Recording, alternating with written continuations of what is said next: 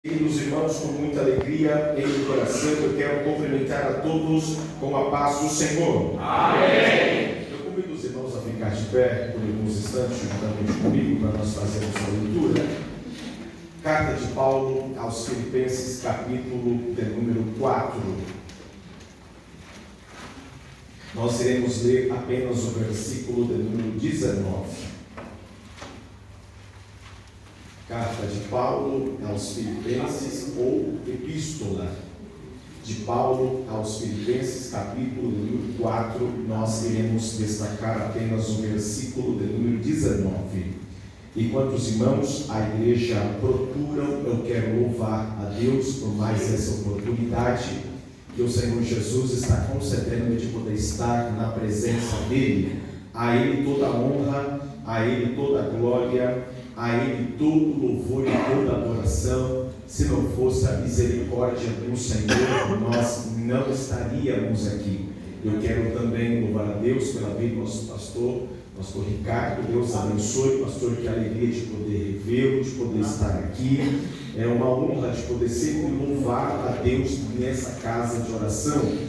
Que os céus possam continuar abençoando a sua vida, sua família e o seu ministério. Muito obrigado. Deus abençoe o pastor Jefferson, Deus abençoe grandemente a sua vida, toda a sua casa, a sua família, seu ministério, pastor Raimundo. Deus abençoe a sua vida, aos obreiros que aqui estão. Que Jesus Cristo possa continuar abençoando a vida de todos vocês. Também louvar a Deus pela vida do nosso irmão evangelista presbítero Severino. Pastor, meu Deus, desculpe, pastor Severino, Deus abençoe grandemente a sua vida. Meus irmãos, para quem não sabe, pastor Severino foi a pessoa que Deus usou para poder conhecer a família O Brasil para Cristo.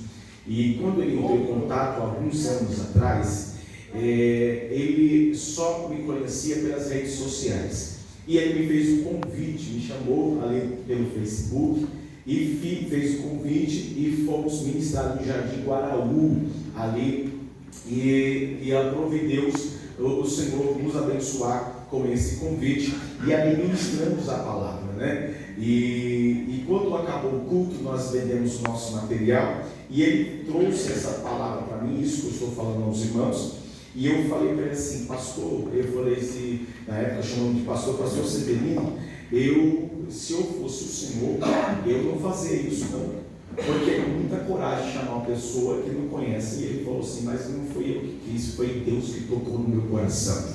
Então louvo a Deus por isso, porque de passar alguns anos e o Senhor sempre nos tem nos presenteado para poder estar com todos vocês, tanto aqui, Jardim Guaraú, São Jorge, ali no Rio Pequeno e outros lugares que o Senhor tem nos abençoado. Deus abençoe a família do nosso pastor Severino, Deus abençoe grandemente a sua vida a todos, Deus abençoe grandemente. Agora eu sou da casa, né? Só fazer a carteirinha da carta, né? Deus abençoe a todos vocês, eu alegria de poder estar nesta casa.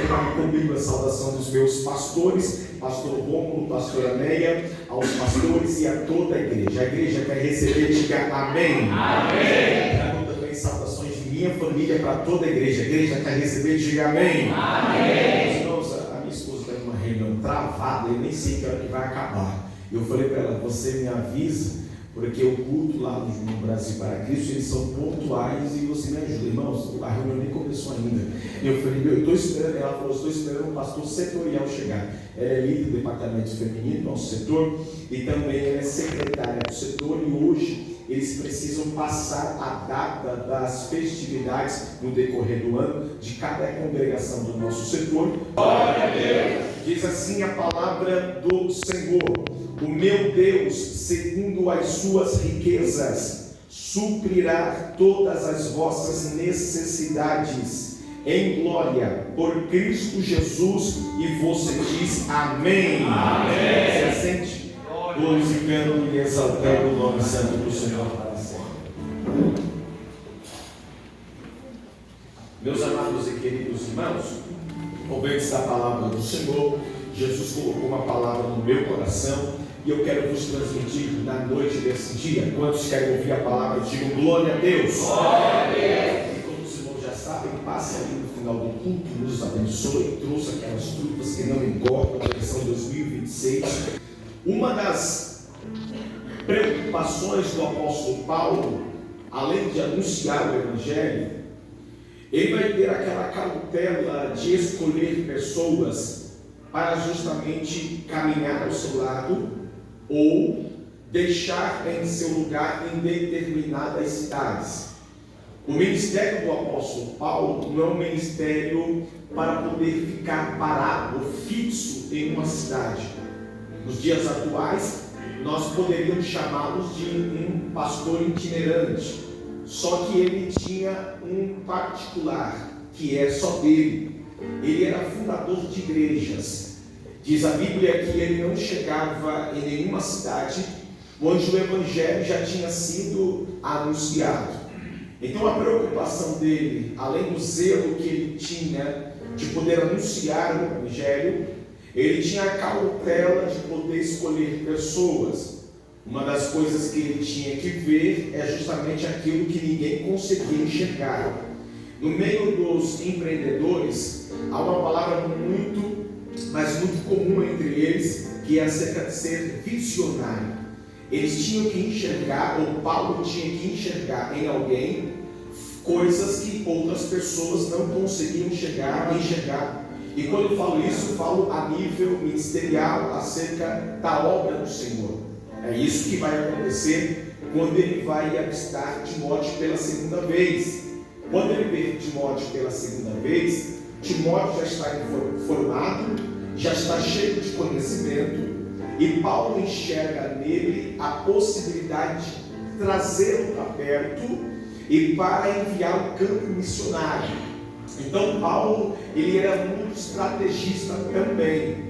Além de ter essa visão, escolher pessoas para caminhar com ele, ele também tinha estratégias para justamente ter o crescimento do evangelho, e isso é em prol do reino. Então, uma certa feita, quando ele está em sua viagem missionária, e ele, para iniciar sua segunda viagem, ele vai discutir com Barnabé. Barnabé foi aquele que acompanhou Paulo em muitas viagens, e Paulo não vai aceitar o que Barnabé está querendo. Barnabé está querendo levar o seu sobrinho, João Marcos, ou Marcos. É o mesmo que é o evangelista que vai escrever o evangelho que vai o seu nome, Marcos. Só que Paulo não aceita. Paulo não quer Marcos juntamente com eles, e há uma desavença entre Paulo e Barnabé. Então Paulo acaba levando Silas consigo e Barnabé vai com Marcos. Perceba que essa desavença foi um grande livramento para Barnabé, porque quando Silas acompanha Paulo, ele vai ser pedido pelo próprio Senhor de pregar o evangelho em algumas cidades, e nesse meio tempo, Deus se apresenta a Paulo de uma forma de um homem em um sonho, acenando para ele, dizendo: atravessa a Macedônia e ajuda-nos. E é lá, na primeira cidade da Macedônia, com o nome Filipos, que ele vai ser açoitado, justamente porque vai expulsar o espírito de adivinhação que tinha naquela jovem. Então, há fatos, ou às vezes há desavenças, que é livramento para alguém, e nós entendemos que foi um grande livramento para Barnabé, porque ao invés de ser Silas, poderia ter sido Barnabé. Então isso vai ocorrer, e houve ali esse fator que vai marcar o ministério de Paulo. E qual é o fato que vai marcar? Justamente ser açoitado na cidade de Filipos. Se você perceber, os filipenses são os mesmos que são pessoas que moram na cidade de Filipe. E se você analisar, a Bíblia vai dizer que Paulo muito se alegra quando lembra dos irmãos. O coração de Paulo vai se alegrar. A pergunta é: como que um homem pode se alegrar com um povo que foi responsável por deixar marcas em seu ministério? Na sua carreira ministerial, Paulo é conhecido como embaixador em cadeias. Paulo, ele vai escrever muitas cartas ou muitas epístolas, e ele está preso. É por isso a preocupação de Paulo de escolher pessoas capacitadas, preparadas, para fazer o que Paulo não estava conseguindo fazer por motivo de estar preso. Então ele sempre vai citar alguns nomes. Entre esses nomes que ele vai destacar é Timóteo.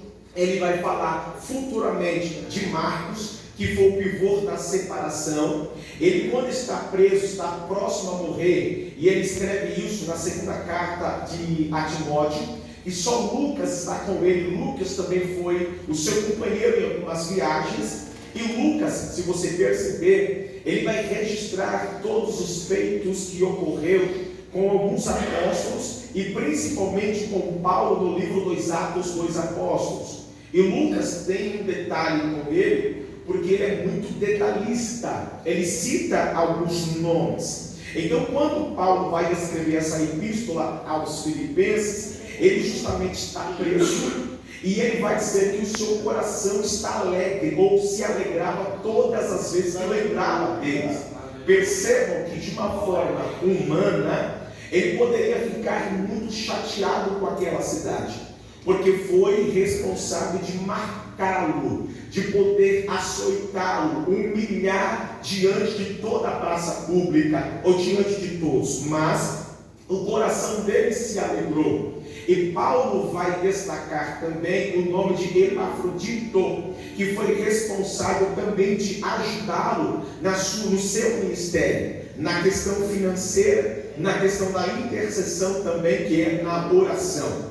Então Paulo sempre foi cauteloso em não esquecer nomes. Ele quer dizer, citar nomes de pessoas. Por quê? Porque é bem fato, é bem simples para nós, que quando somos honrados por alguém que cita o nosso nome, e quando alguém cita o nosso nome, a posição que esta pessoa ocupa nos traz uma satisfação. Por quê? Imagine você, uma pessoa que tem um cargo bem elevado, e nós, por sermos membros de uma igreja, esta pessoa se lembra de você. Se você analisar, na mente dele passa vários nomes, conhece muitas pessoas, e no meio deles ele citou você. Então Paulo tem essa preocupação de poder citar alguns nomes. Se você ver no capítulo 4, no versículo de número 2,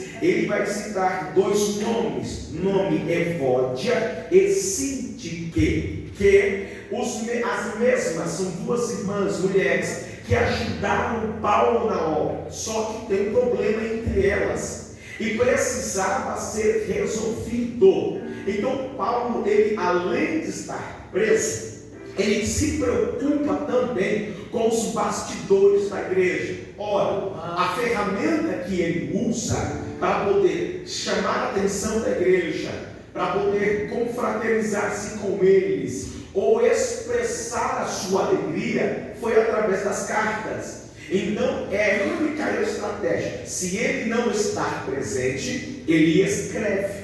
Então ele tem uma marca consigo, é justamente compartilhar tudo e também instruir toda a igreja ou todo o povo.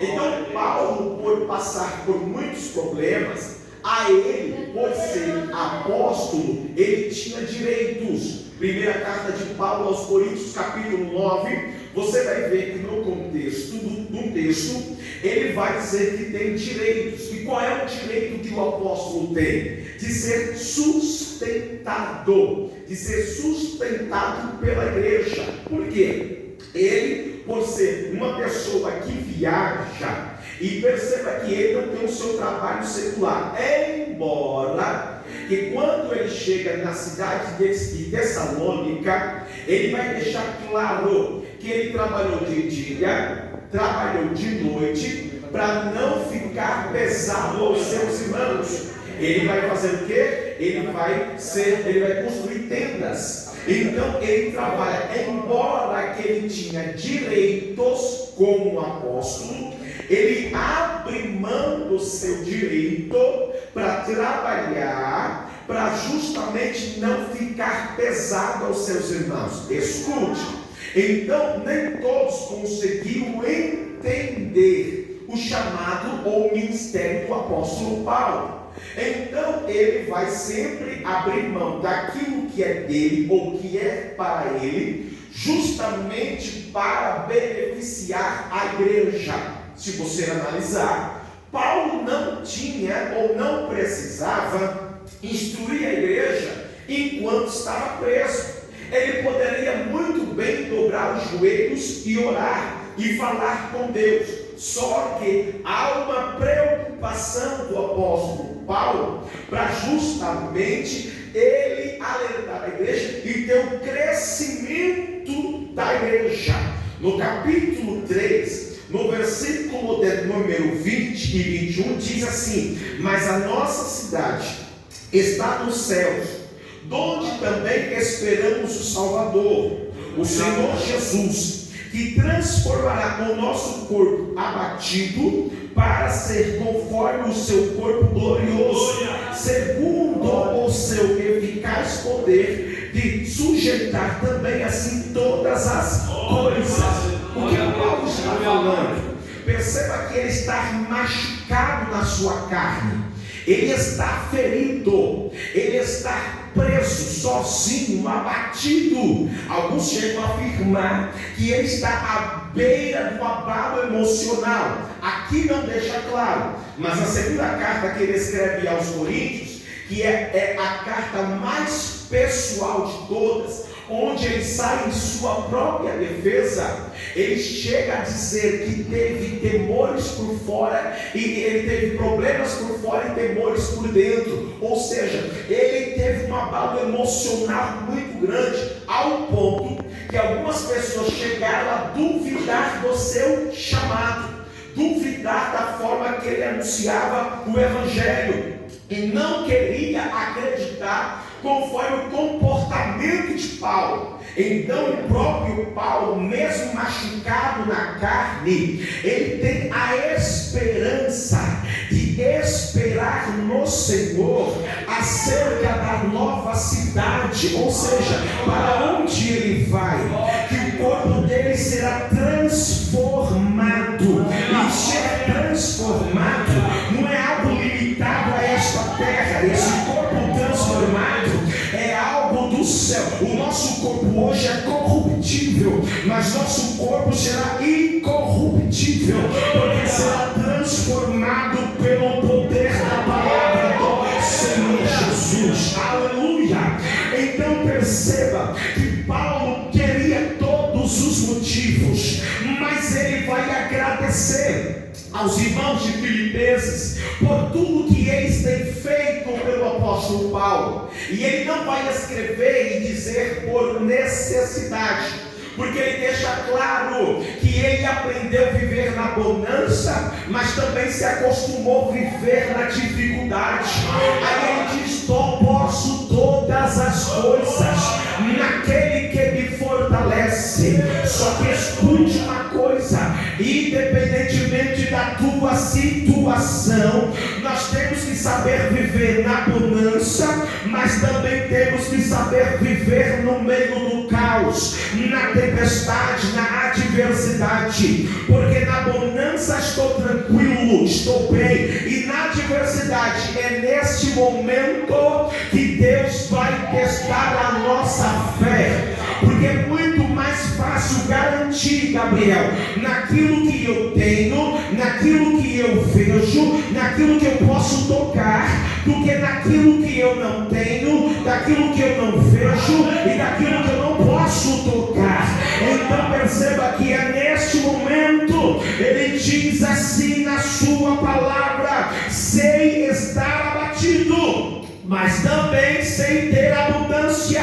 Em toda maneira, em todas as coisas, estou instruído tanto a ter fartura como ter fome, ter abundância como padecer necessidade. Sabe o que ele está dizendo? Em todas as circunstâncias, em todos os momentos, Deus nunca vai te abandonar. Deus nunca vai te abandonar. Pega na mão desse crente, pega na mão dele, vamos interagir. Fala para ele assim: é na alegria e na tristeza.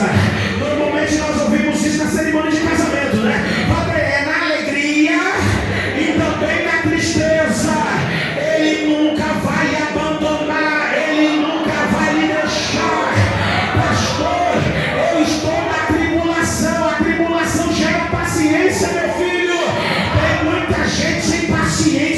aqui. Tem muito crente, vou falar lá fora não, vou falar na igreja. Tem muito crente que não tem paciência. Aí Jesus olha para ele, pastor Ricardo, diz: eu vou ter que dar uma tribulação para ele, porque a tribulação gera paciência. Então perceba, Deus nunca vai usar alguém com aquilo que não tem. Pastor, eu não tenho paciência, então vai ter tribulação, porque a tribulação gera paciência. Levante a mão no chão e mão para cima. Dê um brado de glória para Jesus de Nazaré. Aleluia. Tu sabia que eu estou sentindo Jesus dentro desta casa? Então não é o desemprego que vai parar o teu ministério. Não é a escassez que vai parar o teu ministério. Não é a falta que vai acabar com o teu chamado. Não é nada que vai impedir do teu ministério ser próspero. E eu vou usar esse tema. Não estou falando de bens financeiros, bens materiais. Até porque o texto diz: o meu Deus, segundo as suas riquezas, suprirá todas as vossas necessidades em glória. Eu estou falando de real, eu estou falando de dólar, eu estou falando de euro. Suprirá todas as vossas necessidades em quê? Em glória. Pega na mão dessa pessoa, já vou terminar. Balance a mão dele, balance a mão dela. Fala para ele: está preparado para prosperar? Não, você não falou não, você perguntou. Pergunta mais forte. Está preparado para prosperar? Pastor, qual é o segredo para prosperar? O segredo é manter-se fiel na palavra.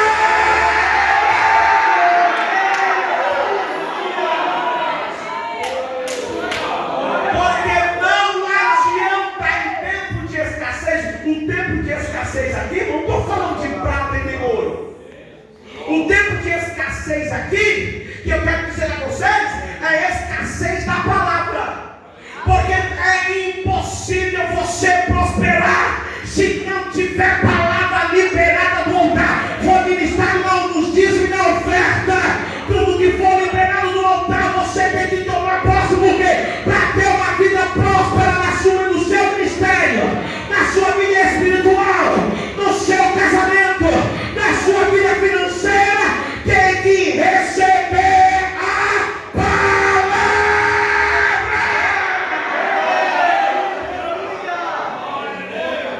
Pastor, mas eu estou no deserto. Tu sabia que deserto tem benefício? Glória a Deus. Porque quando qualquer pessoa CLT, quando vai entrar em uma empresa, ele se preocupa com duas coisas. Ele tem curiosidade, na verdade. Primeiro, o salário. Quanto eu vou ganhar? Qual o salário? Segundo, quais são os benefícios? E tu sabia que deserto tem benefício? E o crente prospera é no deserto. É não, mas eu estou falando. O crente, irmão, benefício faz o crente prosperar em onde? No deserto. Pega na mão, eu estou sentindo Jesus, irmão. O cabelo arrepiou. Eita glória. Pega na mão dessa pessoa, pega na mão. Fala assim, ó: quer prosperar? Vai para o deserto.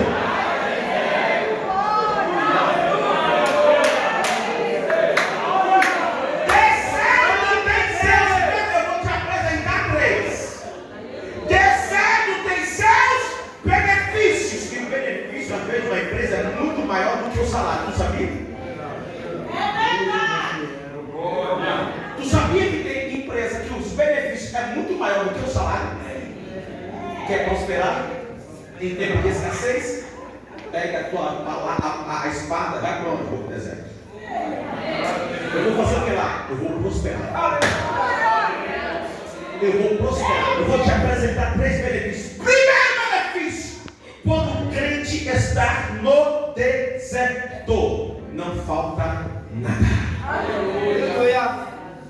Também não sobra nada. Porque que crente já Deus dá no limite, dá no limite. Deserto não falta e não sobra. sopra. Imagine você abrir a porta, tem comida. E não estou falando de iFood, não. Quando eles abriram a porta da tenda, tinha comida. Aí eu estou com sede, tem rocha e a água é fria, bem geladinha. Eu quero comer carne. Jesus disse: eu estou mandando carne do céu. Ah, mas a minha roupa não vai se gastar. A roupa não vai se gastar. O Saul calçado não se gasta. A roupa não se gasta. Pastor, meu filho está crescendo. Deus sempre vai usar alguém para te abençoar. Esse é o primeiro benefício do deserto. Deus vai voltar. Olha, escuta aqui. Tu saiu do deserto, o povo entrou em Canaã. Aí foi mais ou menos assim. Deus olhou para o povo: quer comer? Trabalha.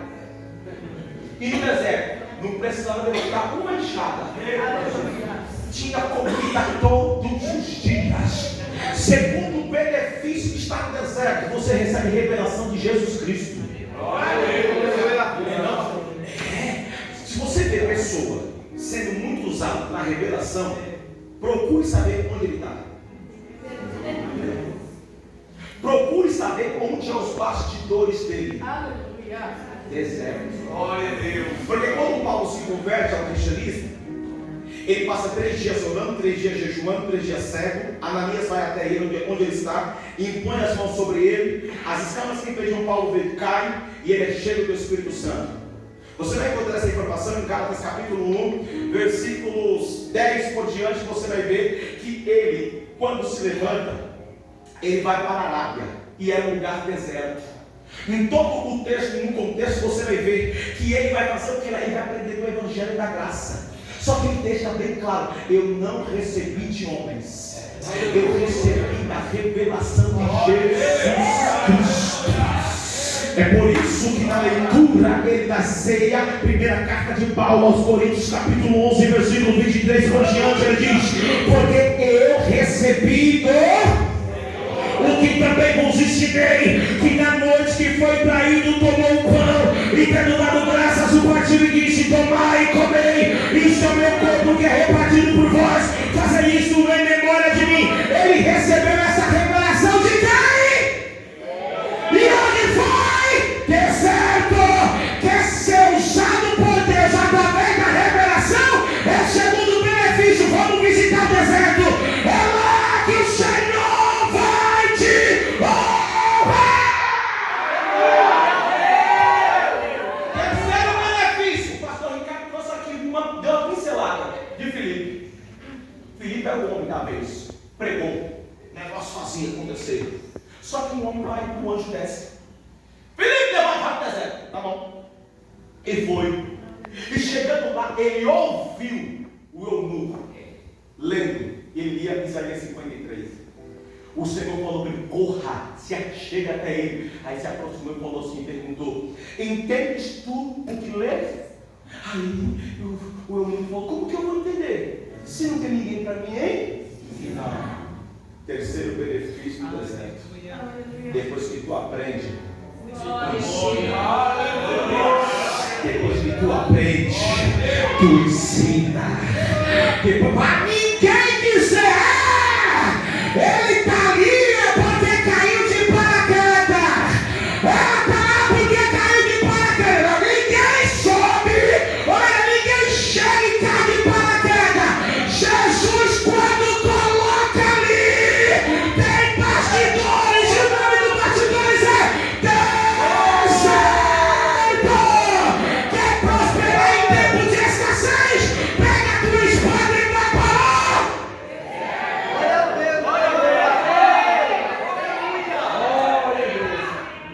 o deserto. Não dá tanto medo como o vale. Se você imaginar o vale que Ezequiel viu, a visão, dá muito mais medo porque está no deserto. Só que deserto tem benefício. Glória a Deus. E quando tu sai de lá do deserto, com essas 3 ferramentas, com essas 3 estruturas, irmão, tu vem no mínimo com 2 mensagens. Aleluia. Primeira mensagem: arrependei-vos. Glória a Deus. Segunda mensagem: raça de víbora. Foi o que Deus usou a vida de João o Batista. Ele sai do deserto e a cruzada evangelística tinha dois temas: arrependei-vos e raça de víbora. Sabe o que Deus manda dizer? Deus quer te usar nesse tempo de escassez, é com a palavra dele. Esta glória que Deus vai derramar sobre a tua cabeça é a honra que ele tem reservado a você. Mas escute uma coisa: tem uma escola chamada deserto e todos nós temos que passar por ela. Você não vai ficar, você vai passar por ela. Deus vai te honrar. Só quem crê, levante as duas mãos aos céus, dê um brado de glória para ele. Um minuto para você adorar e eu terminei. Um minuto para você adorar. Adora ele. Adora ele. Dá um lá menor para mim, por favor. Dá um lá menor. Por gentileza, dá um lá menor. Eu navegarei. Cadê o microfone para me cantar? Antes. Lá menor, eu navegarei. Um minuto para você adorar. Ah, pastor, estou com dúvida. Eu tenho medo de ir para o deserto. Não tenha medo. Para Deus te usar na prosperidade. Nesse tempo de escassez, só tem coragem de pregar a verdade aquele que for para o deserto. Almofadinha, playboy, eles não têm coragem de falar a verdade.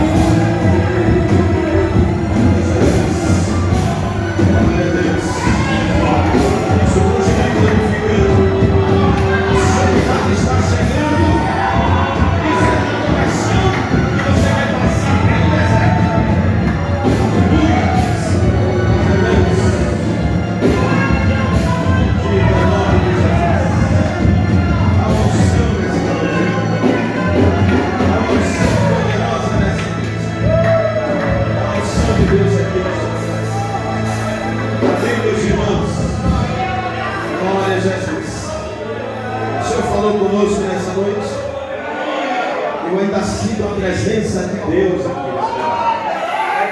A fumaça da adoração está nesse lugar. Aleluia. Há uma janela aberta. Há uma conexão direta com o céu.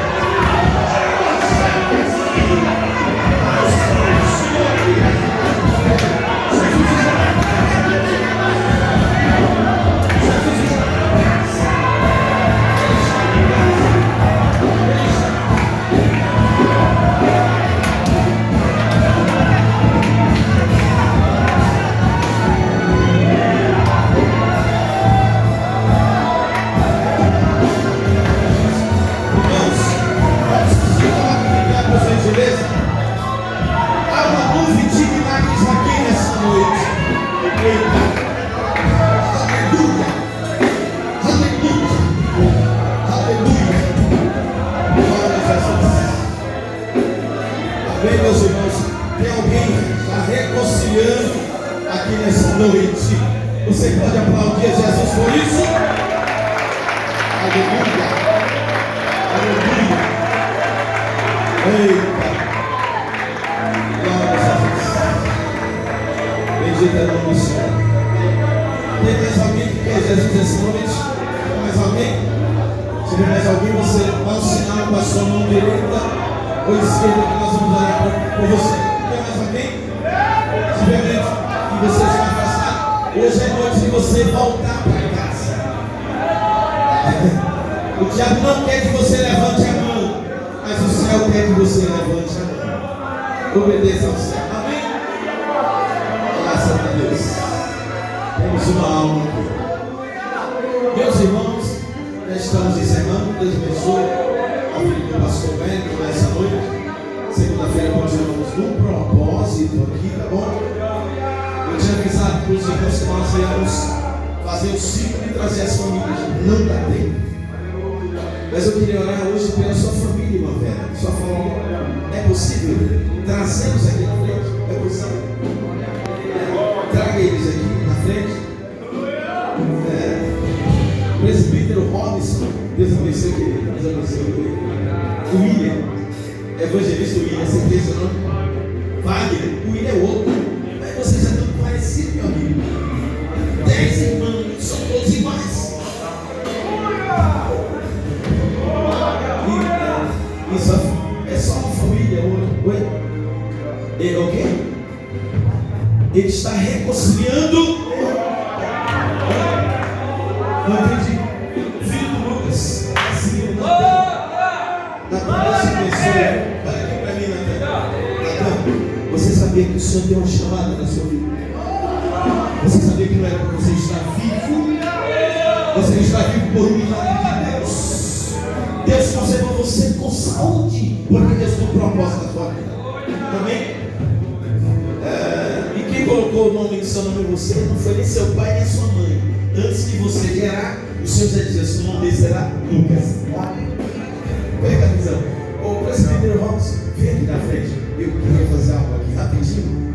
Gente, eu preciso terminar o culto, vai ser rápido. Nosso irmão Luiz, vem aqui na frente também. Fique em volta dessa família junto com o pastor Gerardo. Nosso pastor aqui, Ricardo já está preparado. Olha como nós vamos fazer semana que vem. Vocês vão fechar sobre essa família. Minha esposa vem aqui. Isso. Essa moça que está aí, minha querida. Não, essa moça que está perto de você. Isso. Pergunte o nome dela, por favor. Se você puder. Thaís, diga para ela que Jesus tem assistido ela na luta. Diga para ela que essa luta vai passar. Meu Deus! Eita, Jesus! Eita! Meu bem, vem aqui para a irmã missionária. Vem para a irmã Bárbara, vem aqui. Irmã Bárbara, eu estou chamando você de missionária. Irmã Bárbara, isso traga ela também. Evangelista Luiz, presbítero de Carlos, pastor Severino que descobriu o pastor Hélio. Fique em volta. Isso, em volta. Isso. Eita, Jesus. Meus amigos ali do Jardim Japão, vocês são muito bonitos. Eu amo você que se paga nada. Presbítero, vem aqui, vem aqui.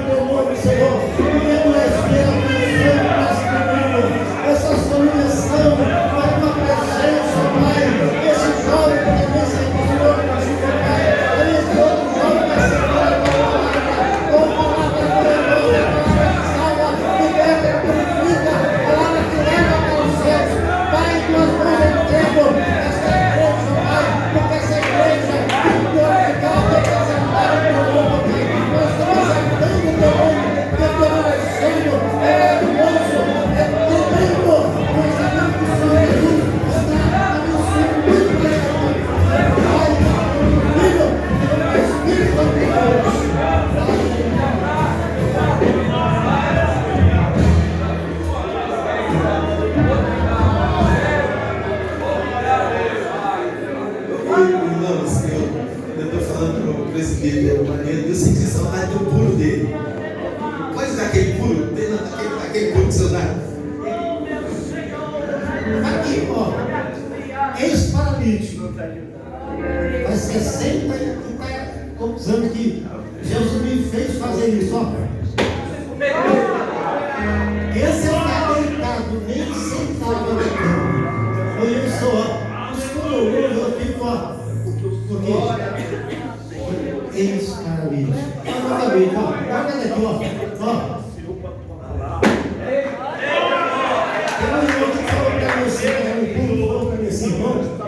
É de Deus, porque eu tenho um lugar que você não gosta de citar. É Deus. Meus irmãos, vamos fazer esse trabalho. Segunda-feira que vem, eu queria fazer esse ciclo, pastor. O corredor de oração. Então, segunda a gente volta com o corredor de oração. Então, e faz assim aqui na frente, tá bom? Tá bom, minha esposa? Os irmãos vão falar assim, aguarda no finalzinho, tá bom? Cris, Deus abençoe, viu? Deus abençoe. Trouxe uma peça? Trouxe alguma coisa? Não. Traga segunda-feira que vem, tá bom? Deus é contigo, meu irmão. Você vai contar um testemunho. Vamos encerrar, meus irmãos. O presbítero não pode orar. Glória a Deus. Valdeir, cadê o Valdeir? Cadê? Lá aqui. Valdeir, eu já consegui você como dessa casa, viu? Agradecer vocês, passou bem também, viu? Deus abençoe. Mande um abraço para ele, tá bom? Vamos à bênção apostólica, quero passar para o nosso pastor aqui nessa luz do nome do Senhor. Levanta as mãos. Que o grande amor de Deus, a graça de nosso Senhor Jesus Cristo, a comunhão e a consolação do Espírito Santo seja conosco hoje para sempre. Os irmãos digam amém.